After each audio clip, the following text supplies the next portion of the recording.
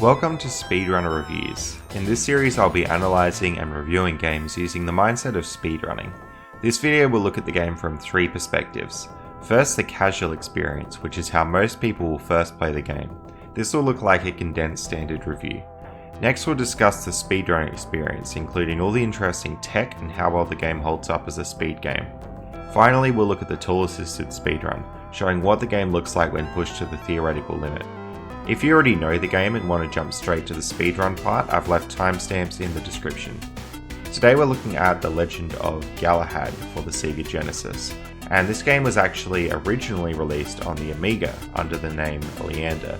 And fun fact, it's the first game ever made by Traveller's Tales.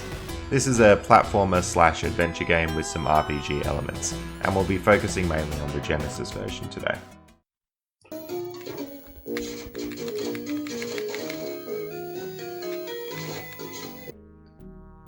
So as soon as you fire up this game, you'll notice that it is a platformer. So you can jump, you can move left and right, and you can use your sword.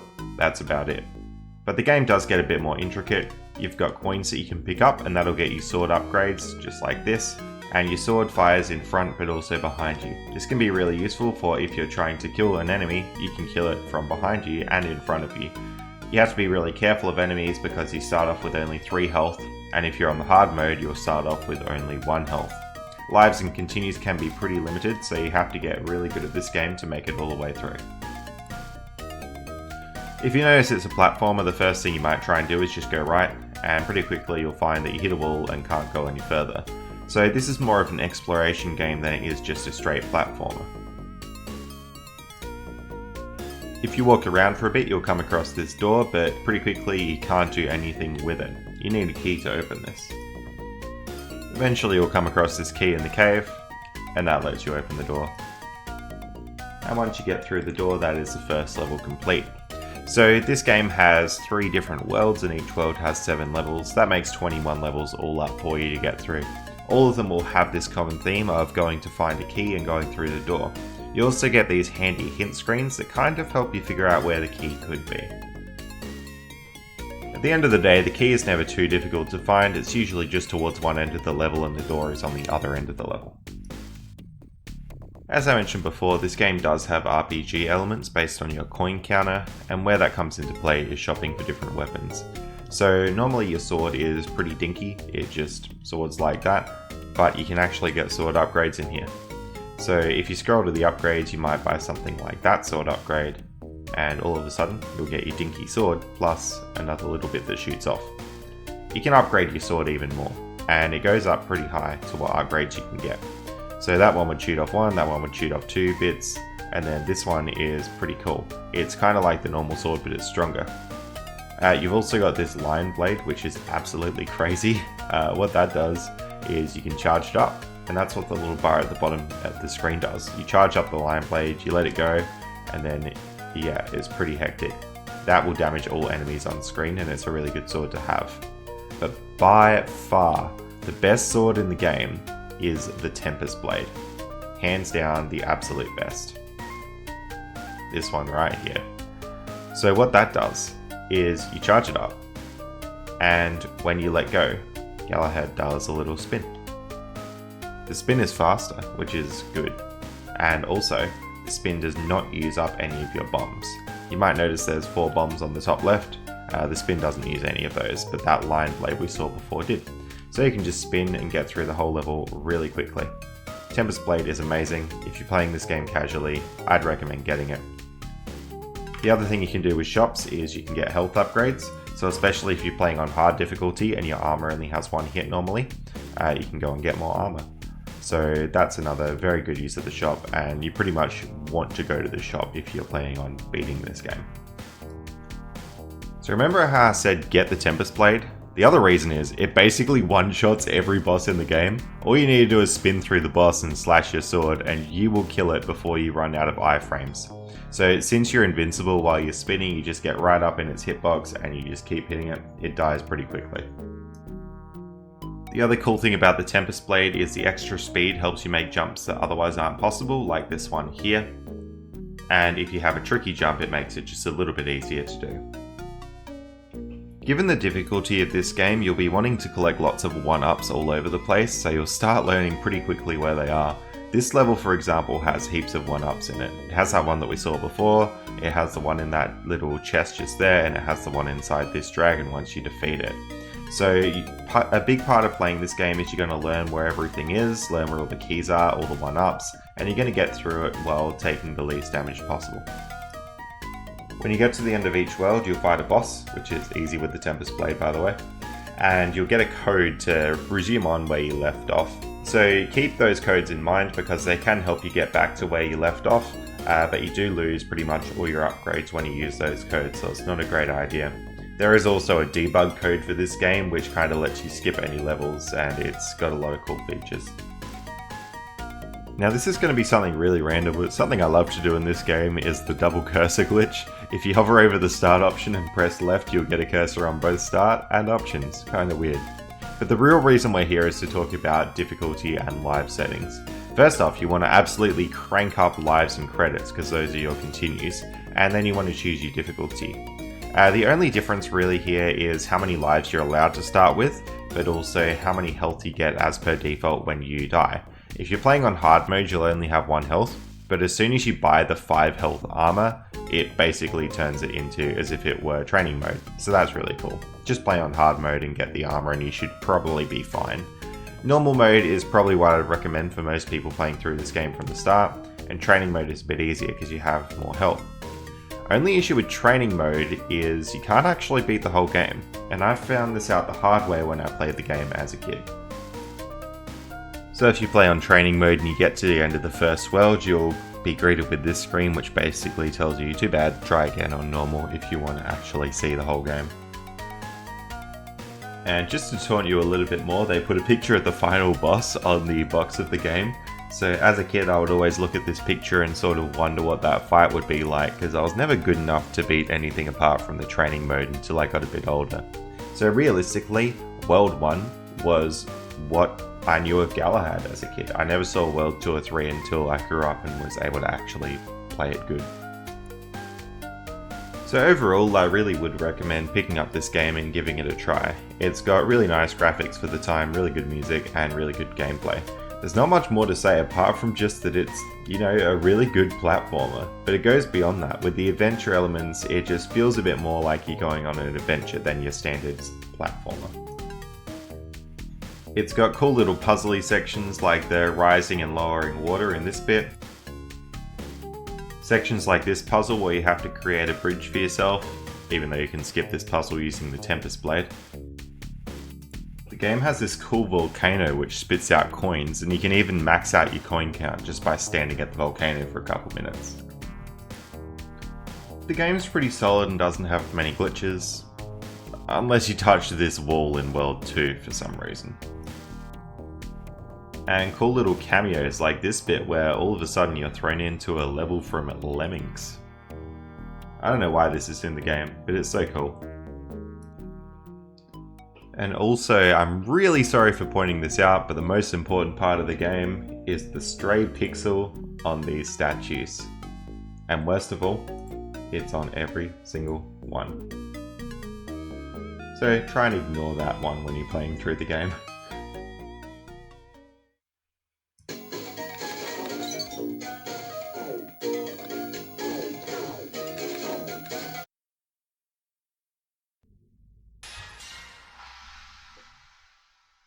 Just a heads up that the speedrunning section will unavoidably have some spoilers in it. I'll try and keep everything pretty much chronological, so the end of the game should fall towards the end of the speedrunning section.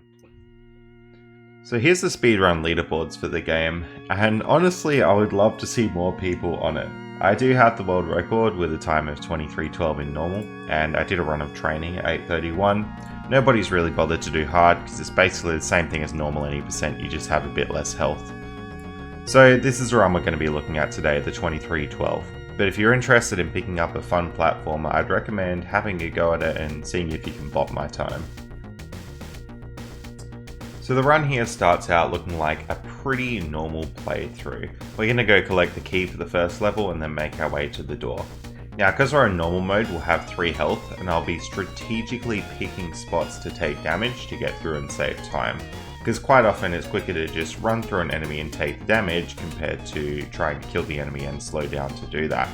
I'm also on a very careful coins route. We won't see any coins in this level, but when it comes to level 2, we'll start collecting coins. We're going to need enough coins for the Tempest Blade.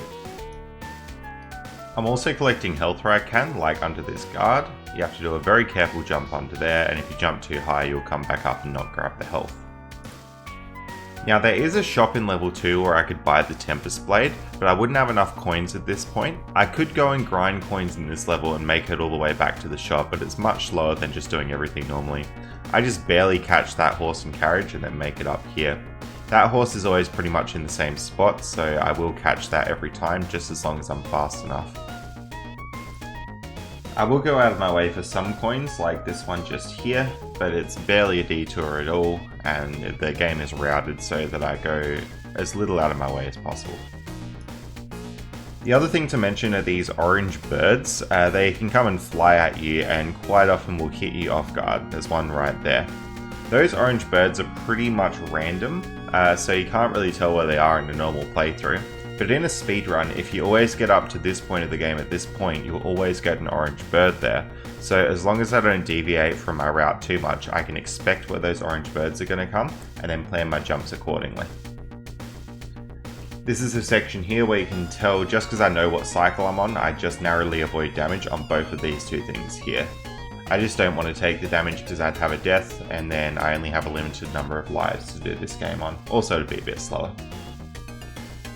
Dragon down here I'll kill normally. It can jut its head out here, so you have to be really careful. It is possible to get past this dragon without killing it just by running to the right and losing a whole bunch of lives. But that's sort of not worth it because it's pretty slow, and also sometimes the game can glitch out really badly if you run through the dragon. I actually do wonder if that could be potential for further glitching on the game. Coming out of level 4, I've got 2,000 coins, which is just enough to buy the Tempest Blade. I don't bother buying the health upgrades here because the coin route is already tight enough without them. Now the obvious reason you want the Tempest Blade in a speedrun is because it goes really fast. So it's pretty much essential for doing any speedruns of this game. Now you'll be managing your charge, which is that meter on the bottom you can see there. You basically always want to be holding down the sword button to charge it up and then let go as soon as it hits the top. You never really want to waste any time where it's fully charged and you're just sitting there not using it, because you want to use it as much as possible. Now remember before when I said get the Tempest Blade? Yeah, you really want to get the Tempest Blade in a speedrun. So you've got the obvious speed boost here, but you can also hold down to duck and let go, and it'll still let you move while you're ducked, which is kind of weird. So you move a bit slower while you're ducked, but the point is you can be ducking and moving. Now the thing about this game is when you're ducked, it doesn't bother checking for collision with walls. So you can just pull the Tempest Blade out and go through any wall in the game just by ducking and letting go of your charge and moving through it. And what we've done here is we've actually looped back around the level. Pretty weird stuff. Now I said before that the Tempest Blade ignores collision checks with walls if you use it while you're ducking. That's also true of floors. So if you duck, you can just go straight off the edge of a platform and Galahad will just be hanging out in the air there. You can actually jump out of this too, or if you just let go of duck, you'll fall down. But that's a really good way to get across some gaps that you might otherwise not be able to make it across. You can use this glitch to get out of bounds and kind of explore this area up here. Most levels will have sort of an out of bounds area that you can look at. It's pretty fun to play with, but I've never found anything too useful up here. Hopefully there'd be some sort of key or end of level trigger, but I've had no luck so far. That being said, a lot of my experience with this game was from about 4 or 5 years ago, and I've learned a lot about it since then, so it could be that there's something that's possible to find that I've just missed. It's worth having a look at. But the main thing that the Tempest Blade does is it helps you skip through intended bits of levels in the speedrun. So maybe rather than going all the way around a bit of a level, you could clip through a wall and grab a key earlier. We'll see those cases as they come up. So right off the bat, the Tempest Blade doesn't do too many interesting clips because we've sort of got it in levels where it's not going to be useful for that reason. But it does help you skip these bits in the levels. Normally you're supposed to catch these falling sack objects, those ones there, and ride them across the gap, but if you have the Tempest Blade, well, you can make that jump without bothering timing any of that at all. Really useful. We will see a little skip in this cave here. You can sort of go through this wall by clipping it rather than going down and around, and that lets you catch this platform cycle a little bit earlier. You can actually kind of wait in the air for the platform there, which is a lot of fun. Lots of room for play around here.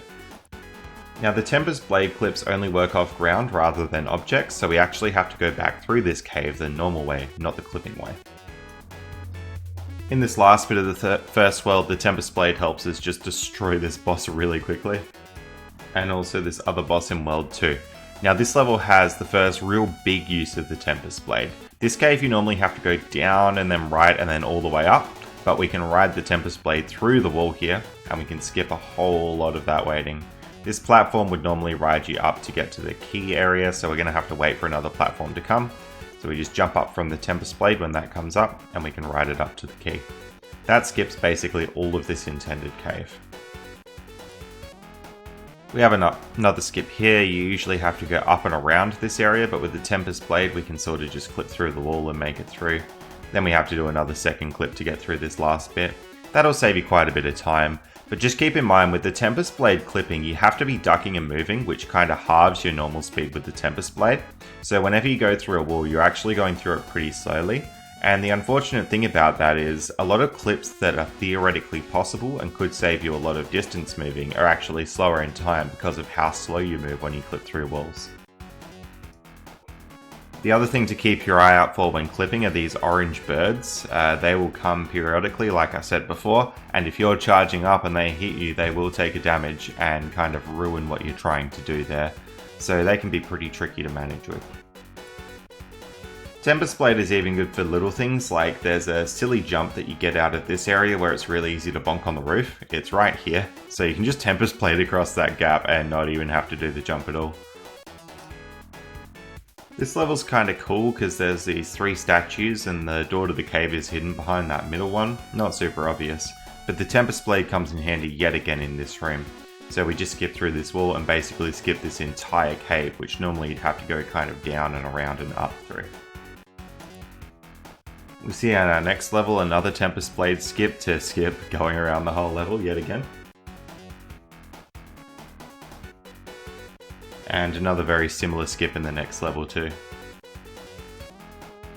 Now the cave in this level looks like it would be a normal skip, but it's literally just a wall that you can walk through, and that's the intended way to do it. This section here is not a glitch, but it just has one of the craziest cycles of platforms ever. They're actually really hard to make, those ones. And we have another cheeky glitch to skip this section of the level too. Right to the end portal. A waterfall has a gap coming up, which you normally need to use that rock to get across, and you like move it from below, but the Tempest Blade just makes that free. Coming up is the World 2 boss. Blink and you'll miss it. Thanks, Tempest Blade. In this level we can skip across this gap using the Tempest Blade, and it brings us to that cave that I showed before where you kind of make the bridge by pushing down the pillars. So what you're supposed to do in this cave is push down the pillars and then come all the way through, and these pillars will help you jump back. With the Tempest Blade you can just jump across and get the key straight away. This level's kind of weird because you just have to ride this machinery across gaps. It's not even difficult to do it all, you just stand on the right arrow and make it across. I don't know why this level's in the game. And this level with the wheels is honestly one of the hardest levels in the game just because of the timing of these cycles, and the Tempest Blade can't even help us here because the platforms are objects and you can't get the glitch off objects. Luckily this level does have a little invisible wall towards the end which you can go through, and that will save you a little bit of navigation to the end of the level. So it's just after the key here, and then if you go left you'll go through that invisible wall. Really good to know. This level here is one that I want to make note of the route in RTA because the TAS route does differ. Normally you'll have to climb up left and then up right and you'll go into this room. You tend to do refights of the original bosses in the game, so this one has a refight of the spider boss. But you'll go into the door coming up here and then you'll get into that spider boss area, which then you basically just fall down and refight it. Next level is a refight of the Otter boss from World 2, and honestly this is probably like the shortest level in the game. It's literally just right here, and the door is sitting right behind it. And that brings us into the final boss here. Now at this point the game strips away your upgrades, so I'm actually back to the normal sword for this final boss, and you have to wait for the boss to be a particular colour before you can hit it. I think it's like that dark orange colour. But as soon as it is that colour you can keep hitting it, and then you want to get in as many hits as you can before it changes to another colour. If all goes well you'll kill it and you stand on the circle to finish the game. And that's a speedrun. Honestly, this speedrun was really fun to put together, and I put more time into the TAS, but I did put a lot of effort into making sure the speedrun was fairly optimal. I reckon there's still a lot of time to save on this speedrun. There were some bits just watching back through it where I fell down and got stuck for ages, so the world record would definitely be up for grabs if you put enough time into it. And it's a pretty fun run to learn with the Tempest Blade charge management, and also the clips with the Tempest Blade. Actually knowing when you're charged up and when you can let go with your Tempest Blade boost is a really good skill that you need to learn when running this game, because you don't want to let it go anywhere, you want to let it go where you're doing big jumps or something, and it's actually going to be useful for you.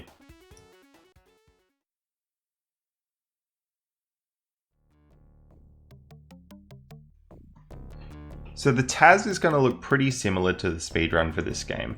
You'll notice that the character is purple, and that's because I'm playing on hard mode. Actually, I used to think this was a female character because it looked like a ponytail, but later I've realised that it's just the hat thing. The TAS has some cool sections like those boulders there, and you can dodge taking damage if you're precise enough with your movement and your sword usage. But given that it's on hard mode, it'll be basically the same, just with a lot less damage abuse. And actually, this was one of the first TASs that I worked on. So I TASed East 3 on the Genesis, that was my first one, and then this was my second one. And this was the first one I ever did which actually had any platforming stuff really in it. So it was a good experience, and it was actually a really hard one because of the Tempest Blade charge management. Even though the TAS came out about 7 years ago, I still don't know of any time saves here. I'm sure I'd find some if I really dug in, but I don't know of anything obvious. The TAS also has lots of fun play around like this section here, and that's the beauty of doing TASs. The TAS has just got cleaner movement, like in this section falling down onto each individual platform rather than the big fall, because if you fall too far you'll lose your speed. And also in this section where I manipulate the dragon not to move backwards with me, so that way I can jump over it and only lose one life, and that's a lot quicker than actually going and killing the dragon there. Now normally in RTA speedruns we get the Tempest Blade at the end of level 4, but the TAS gets it at the start of level 4, so it can start making use of it right away. We get the Tempest Blade, and then the tech looks pretty similar to RTA. Just in TAS we're going to be able to manage the charge a lot better, so you'll pretty much never ever see me leave the charge at fully charged, because I'm always going to want to use it right away.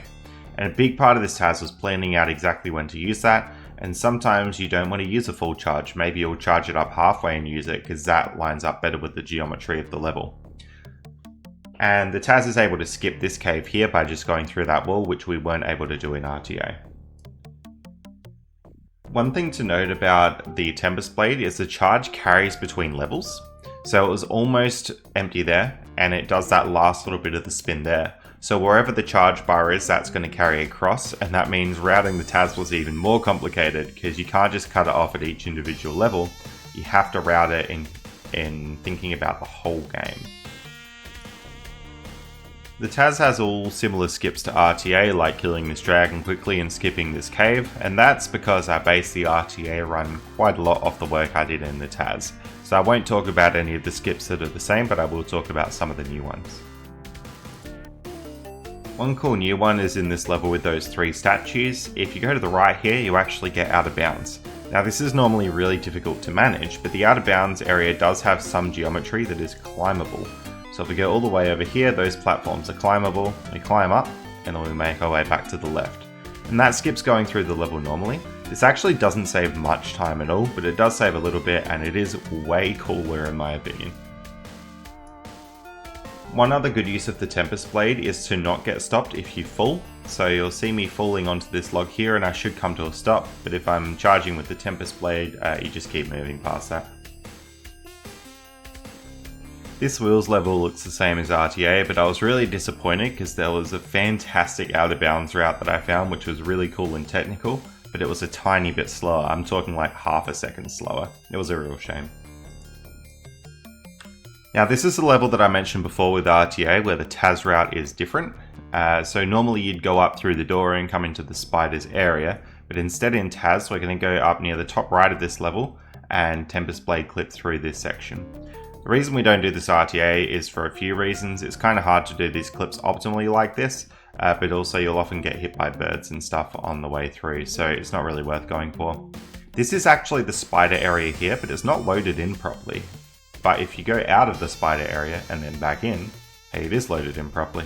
So that's a cool little route improvement in the Taz that saves a bit of time in this level.